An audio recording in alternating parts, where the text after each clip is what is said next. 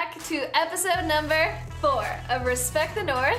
I'm Natalie. And I'm Chanelle. How are you doing this week? I'm doing better, much better. How are you? I'm good. I have my happy colors on. Yes. You have your happy colors on? Yes. I'm ready to get the show started. Let's do it. We're going to start with our first segment, which is Breaking the Ice. Every week we pull a random question that we've never seen before, and we let you get to know us a little bit better. And we actually have a special guest, an exclusive interview, so you guys don't want to move. Wait there for this interview. We're going to follow it up with our final segment, which is TWIT, This Week in Toronto. And we're going to highlight something really cool in Toronto for you to check out. Ready to get started? I am. I am too. Let's go.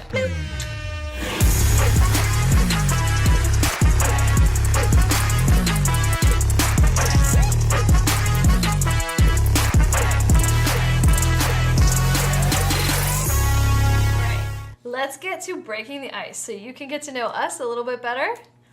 Let's do it. Let's do it. Dun, dun, dun, dun, dun, dun. All right. Little orangey one this week. I'm nervous. Don't be. Oh my God. Okay. Would you rather have diarrhea during your wedding ceremony or have it during your wedding night? Lucky number 17, not so lucky. Oh my God, during the ceremony? No way. On the night? Girl, no. Yeah, but you have to pick. Yeah, that's why I'm going with the during the ceremony, not the night. What are you gonna wear? Like, depends. You're walking down the aisle with like an adult diaper and collecting all your that's shit. when you're supposed to have sex. Well, I don't want to have diarrhea while I'm having sex. Yeah, but maybe you can run to the washroom, take a good 20 minutes, let it all out, and then be okay. I'm definitely doing it for the You don't want a big brown stain on your wedding dress. I'll wear like a black wedding dress. It's a wedding funeral. What about you? A wedding funeral? I think I would choose wedding night. Yeah. Because what might happen is, you know, sometimes when your wedding is like a lot of fun, and I'm not speaking from experience because I'm not married, but maybe your wedding night is so fun that you end up crashing anyways. And it's not ideal. I mean, like, that's not how the wedding night should be celebrated. But maybe your husband will be like too drunk or tired and crash, and then you can go to the bathroom in peace. But then it's like all night. You have the runs all night. Like, doesn't your stomach like, Yeah, but okay, you're walking down the aisle, and then you're like running down the aisle all of a sudden. You're like, ah. That's why we should have a private ceremony. Private ceremony for the win. Imagine you're standing at the altar, right? And it's like, I would definitely make that face. It's like, you know, when That's So Raven, when Raven Oh, yeah, all of a gets the sudden see the premonition. future, she's like, Yeah. like I would tell my just partner imagine. beforehand, like, okay, this might be a shitty one. Like a shitty day. Excited because we have a special guest in the studio. She's an artist, nurse, and mother of 2. Recently, she released her debut single called Thank You, and she's here with us to shed some light on what it's like being a mother while pursuing her dreams. Welcome, Priscilla Stylez. Woo, how's it going? Good. Thank you so much for having me. It's an honor Nice to be have you here. Thank you for having me. So, as Chanelle mentioned, you're balancing a lot on your plate. You're working full-time as a nurse. You have 2 children. What Yes. made you want to pursue a musical career? You know what? I have a passion for music from when I was so young. You know, from when I was like 6 years old, I'd be singing with my sister in the kitchen while we cleaning. You know, and then just going to talent shows and stuff like that, and just hearing everyone loving the way I sing. It's just like, it's a talent that I feel like I don't want to just waste, right? Yeah, you know? of course. You're given a blessing, and it's like you just got to make use of it. So, I mean, being a nurse is also a blessing for me too, because it's a job that really brings, it fulfills me because I love helping people. But singing is something that it's more of like a personal fulfillment of my personal passion that I just enjoy doing. You know. That's fair. What's the your earliest memory of singing. What was your favorite song back in the day? My favorite song is Alicia Keys' Fallen. Like, that song is like my Oh, that's when you were a kid? Oh. Well, I wasn't that young. Actually, you know what? I was probably... Well, I was like 11 years old, you know? Okay. But there's another song, I don't know if you know NDRE video. Yeah. I'm not your average girl from your video. Yeah. That song, that's I the love first that song I ever performed when I was in grade 6 in front of my class. We were just talking about different talents, and I said, that's my talent. My teacher said, okay, go ahead and sing, and I sang it, and everyone loved it. I'm like, okay, you know. No nerves or anything? Yeah. No, I was kind of nervous. You know what? As time goes on, I've actually learned not to be so nervous. But yeah, when I was younger, I was like, standing there shaking like, you know? So what's one thing that you do to get rid of nerves, like when you first started performing? Like, what's one ritual that you might use to get rid of nerves? Looking at familiar people. Like, I would see like my mom or my dad or my brothers or sisters and just kind of, or my friends and just kind of fixating on them. So your father passed away in 2015. Yeah. So how big of an influence was he in your music? He was a really big influence because I feel like he was like my number one fan. Aww. Like, he put me in singing lessons when I was younger. Like, he took me there. Like, I was like all the way in Toronto. We live in Pickering. He would drive me there and just, he'd be at every show and I'd big him up and he'd be there in his African outfit, his African hat, looking like a boss. So it's like, yeah, and I'd be like, yeah, that's my dad. You know what I'm saying? So I felt like, especially when he passed, I felt like that for me was an eye opener for me to kind of really pursue things I really want to pursue for myself, and really just shooting like to the sky and not limiting yourself. Yeah. Because I watched him pass away, and it's sad to kind of see someone you love go, and it's like sometimes they don't even worry about what they did, but they worry about what the things that they couldn't do. You know. So you only have one life to live, right? So it's kind of like, I just gotta do what I gotta do just to be happy and do what I love to do, and just make it work. God gives you a path, and you just gotta keep going and just keep pushing. That's how I see it, So, yeah, and so it's such a blessing because my daughter Destiny was actually born a month before my dad passed. So, I feel like that's why her name Destiny, it fits her because it was like she was destined to be here. She came at a time where, when my dad passed away, sometimes I wonder, like, what would I have done? How would I have coped, right? Because we're so close. But she kind of took my mind off that, right? Like, it was someone that really depended on me. A blessing. Yeah, so, she was really destined to be here, so... Oh, that's so sweet. I'm happy about that, Yeah. How did you go about choosing the names for your children? Because you have Serenity and Destiny. Right. They're beautiful names. Yeah. And I know, like, Prince Harry and Meghan just gave birth to their child, and they don't have a name, or they haven't announced a name yet. Yeah. So how did you go about choosing? You know what? With Destiny, literally, her being here and during that time, I felt that was what kind of gave me that influence to give her that name. Plus, I was at a party once, this cute little girl, and me and my fiance were like, "Oh, what's your name?" She's like, "Destiny." We looked at each other like, "Oh, it's a nice name." Stealing it. Yeah. That's really what happened. She was so cute too, so I'm like, yeah, that's the name, And then with Serenity, I love that name. How that happened, like, it was really my fiance. He named her, like, when she was born. She was actually premature. She was born 2 months early. Wow. Because I have preeclampsia, high blood pressure, like a whole bunch of medical stuff. But, thank God that everything is good. She's growing and healthy. And, when I was in the hospital and they're asking her name, I was like, I don't even know. I didn't even know she was going to come so early. Like, I wasn't ready for this. Like, that's where I was at. Freaking out, right? I was like, what the heck is going on? Like, I got to go back to work soon. Like, I was like, there was so much going on because I just suddenly had to go to the hospital. The medical things kind of made it like I need to go to emergency type of thing. So I had to just stop work and just kind of go into bed rest and stuff like that. So, so we named her Serenity, and I thought when he said that name, I'm like, that sounds beautiful. I love it. Mm-hmm. Sounds great.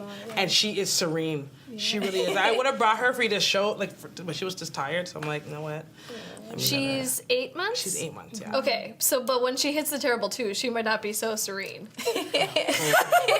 You might be lucky. It might not last forever. I mean, compared to Destiny over there, she's a lot more serene. You know what I'm saying? Compared to that one. Second child syndrome. Yeah.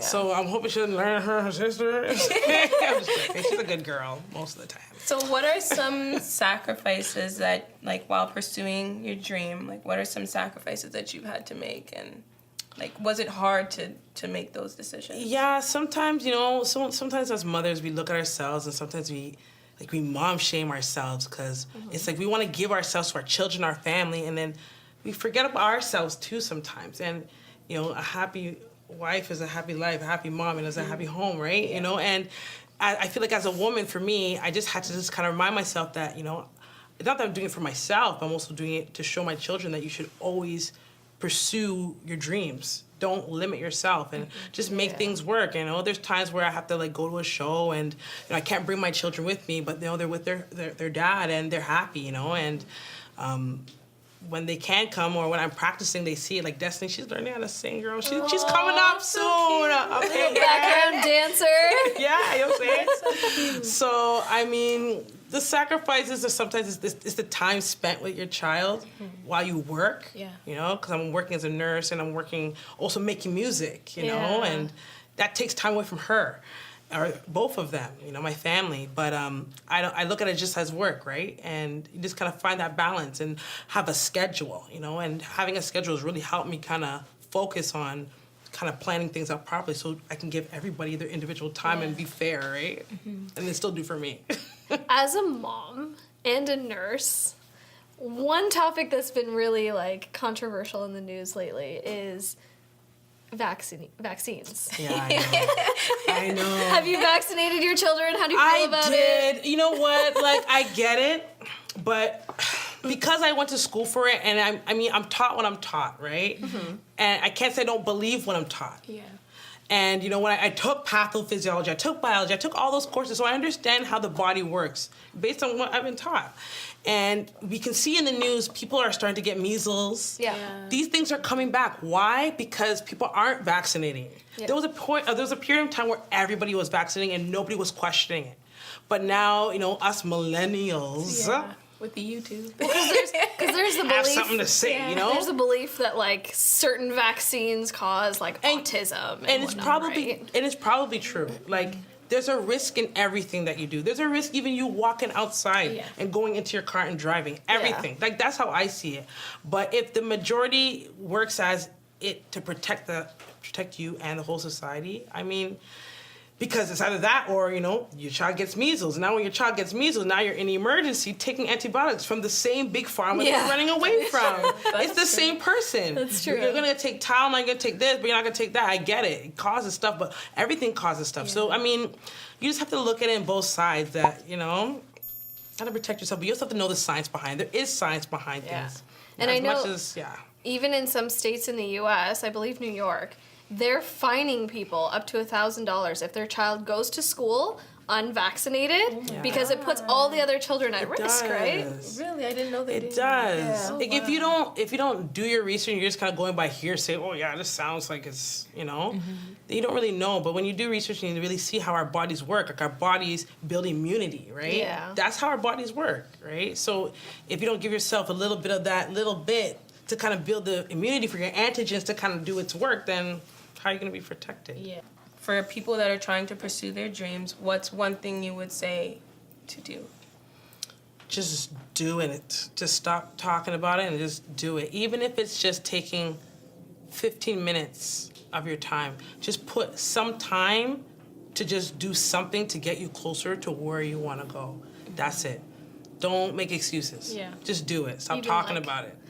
On your commute to your full-time job. Yeah. When I go to work, I play music and I make music on my way to work. You know, during my break, when I'm at lunch, you know, I'll be eating my lunch and listening to music and writing. You know what I mean? Like, it's just make time. If you really want it, you got to make the time. And you can make the time if you really, really want to. Yeah. Yeah. I like that. It's there. It's the truth. Awesome. Well, we are going to feature you in our next segment, which is This Week in Toronto. But first, we do this every episode, and with all of our guests, we want to take a Polaroid with you. Okay. Capture the memory. Yeah, I'm down. You're so excited. Yeah, I like taking Polaroids. So you're going to have to come on it, or Okay, maybe get we'll close. come, we'll come over to you. Oh, you see me, okay. Yeah, I did well. Okay, so we want you to tell everybody where to find you. So you can link me on Instagram, Priscilla _Stylez with a Z, music. Okay. You can also link me on Twitter at Priscilla Stylez, also with a Z. Okay. That's it. Because you got style. I got style, you know, I got my African style, you know, I'm more styling. Nice. It's beautiful. Thank you. I tried a little bit, you know? A little bit. What's up, guys? Welcome to our This Week in Toronto segment. And this week in Toronto, we are featuring Priscilla Stylez and her beautiful vocals. This song is called Thank You. Mm-hmm. What do you hope your daughter, Destiny, will learn from it when she grows up and listens to it? I want her to know how much I loved her and how much she means so much to me, and that I'm so happy to have been her mother and be her mother every single day, no matter what, no matter how angry I might get. That's so sweet. Well, we want to hear you belt a tune. Yeah. And hopefully get a little guest appearance with your daughter. All right. Perfect.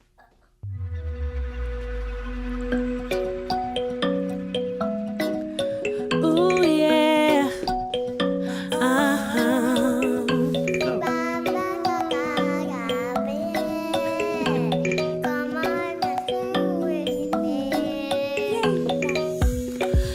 Happy place. Oh, and by the way, your cute little feet to take my breath away.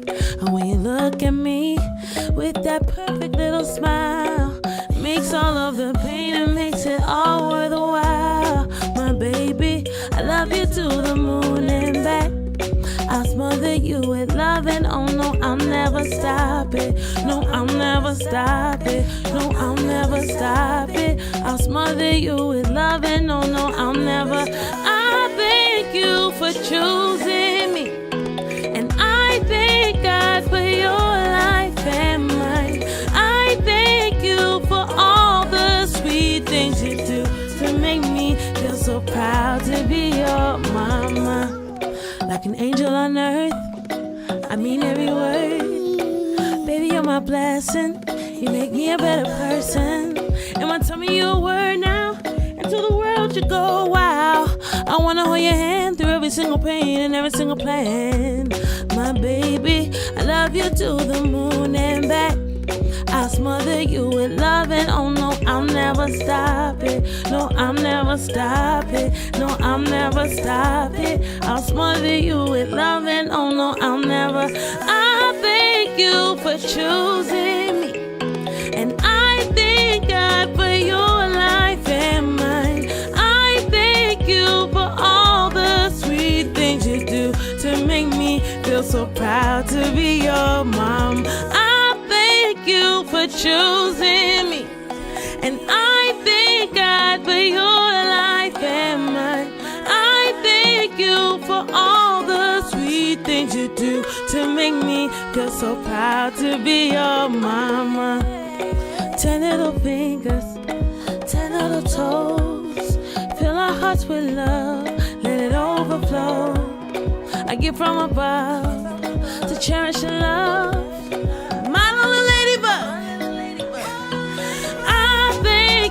For choosing me, and I thank God for your life and mine.